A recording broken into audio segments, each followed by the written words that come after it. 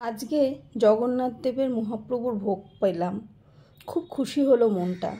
এখানে দেখো তুলসী পাতা দেওয়া রয়েছে পায়েস রয়েছে, একটা রয়েছে রসগোল্লা, হলুদ রসগোল্লা যেটাকে আমরা কমলা ভোগ বলি, এখানে রয়েছে গোলাপ জামুন, এখানে রয়েছে ছানার ডালনা, এখানে সম্ভবত এটা চাটনি, তারপর ফুলকপি দিয়ে সবজি দিয়ে একটা তরকারি, এখানে রয়েছে রাজমা বা ডাল টাইপের, তাছাড়াও এখানে রয়েছে চপ, পটল ভাজা, আলু ভাজা, ঢেঁড়স ভাজা, বড়ি ভাজা, আর এখানে দেখো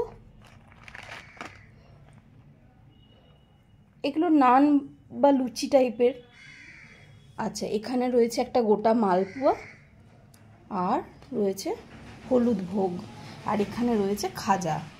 তোমরাও যে কেউ এই ভোগের টিকিট আগের দিন বা দুদিন আগে কেটে অবশ্যই খেতে পারো। আমি আর আজকে রান্নাই করিনি বাড়িতে, মহাপ্রভুর প্রসাদ পেয়ে গেছি সেই জন্য। আর বৃহস্পতিবার এমনিও নিরামিষ।